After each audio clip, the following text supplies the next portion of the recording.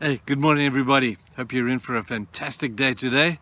We're having an interesting time in the book of Mark. Just love this book. I love the background it gives us to this incredible person, Jesus. Wonderful story, and Mark is a great way of telling the story. Well, we find ourselves in chapter 3 today, and Jesus is back in the synagogue, and he's up confronting the scribes and the Pharisees and the leaders of the law. And, the leaders of the law were obviously into the law, and they were wanting to lay down the law. But Jesus comes along and he's basically saying, you need to lay the law down and take on the new view of the new covenant of who Jesus is. Instead of viewing life and people through the eyes of the law, view them through the eyes of God's grace. And that's what the war with the Pharisees was all about. Anyway, let me read to you what happens. Jesus is in a very angry mood as he confronts the Pharisees and the scribes today. Chapter 3 from verse 1. Another time he went into the synagogue, and a man with a shriveled hand was there. Some of them were looking for a reason to accuse Jesus, so they watched him closely to see if he would heal this man on the Sabbath day. Jesus said to the man with the shriveled hand, "Stand up in front of everyone." Then Jesus asked them, "Which is lawful on the Sabbath day to do, good or to do evil, to save life or to kill?" But they remained silent. He looked around at them in anger, and deeply distressed at their stubborn hearts, he said to the man, "Stretch out your hand." He stretched it out, and his hand was completely restored. We could focus on one of these two things. The wonder of God's grace that overwhelms the law. What a great theme that is. But I want to focus just for a moment on that man who happened to be in the synagogue that day with the shriveled hand. And Jesus said to him, "Stand up and expose your greatest weakness," which was obviously his hand. And the man must have thought, I've been trying to hide this shriveled hand for so long. And Jesus, you want me to expose this to public? What happens if nothing happens? What happens if I'm embarrassed by this? Jesus, this is what I've been trying to hide all this time. And you telling me to stand up in front of everybody and hold up my shriveled hand? Jesus, I don't know if you've noticed, but one of the problems with the shriveled hand, it's very difficult to hold out. And if I could, I probably wouldn't want to do it anyway.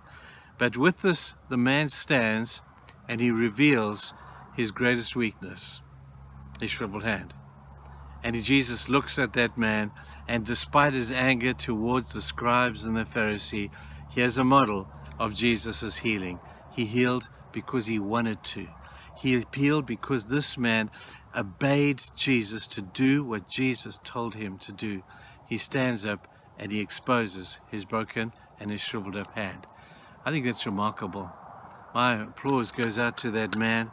If that were me, I would have ducked out of the church or the synagogue and hidden in embarrassment, but probably be with a sense of boldness because of the love of Jesus.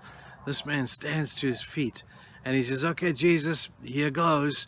And he takes out his shriveled, useless hand. He holds it out, and Jesus heals his hand. Why did Jesus do that? Well, we're finding another model of Jesus' healing. Jesus was angry with the scribes and the Pharisees and their bondage to their law and their unteachable spirit. But he's angry with illness and sickness and disease as well. And in the midst of these two angers, Jesus says to that man's hand, "Be healed." And the man, because he obeyed, his hand was healed. If that man had kept his hand and said, no, Jesus, really I'm feeling a bit embarrassed about this whole thing. I don't want to stand up and make an exhibition of myself. But he didn't. He stood up and he exhibited to the people an opportunity for his faith to heal something that only Jesus could do. Man, this man had character. I totally applaud him. I think he did a great job. And now his story is in the scripture as a man who had faith based upon obedience to what Jesus told him to do. People, if you want blessing, just do what Jesus tells you to do. If you want to know what your purpose in life is, just listen to Jesus and do what he tells you to do. And then you trust him.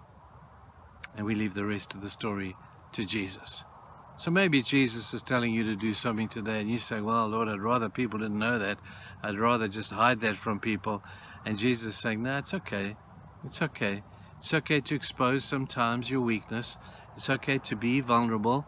And it's okay, because if you do that in obedience to what I'm telling you to do, then you will see the benefit and the blessing that comes from your obedience. Maybe God's telling you to do something like that today. If not, then you keep plodding on. But if He is, let's listen, let's obey, and trust Jesus to do what only Jesus can do. He's not wanting to embarrass you. He's not wanting to make you a spectacle to people. He's just wanting to do what's good for you. If you know what's good for you, you'll learn to obey. Have a great day, people, and we'll see you tomorrow. But I do, just as I close this devotional today, I do it with a sad heart. A good friend of ours, Trevor Scorpin, wonderful member of our church, wonderful, faithful friend, and a wonderful person who I had the privilege of working with for probably 6 or 7 years in Genesis. He was the chairman of our Genesis Trust for a number of years. He passed away this last weekend. He's now in the presence of Jesus. We celebrate that. But we're going to miss this guy, man. We're going to really miss him. His life was strong. His life was built upon a strong foundation that I knew him for years could not be shaken. Even through the ups and downs of running an NGO, Trevor Scorpin's faith was always an encouragement to me and a blessing to many, many people. We remember him well. Lizzie's going to sing a song that I think speaks of the wonder of Trevor's life. It's called Cornerstone. People, your faith has got to be built on something that cannot be shaken. Jesus, you do know, is that cornerstone. Listen as Lizzie's song, and we remember Trevor today. Cheers.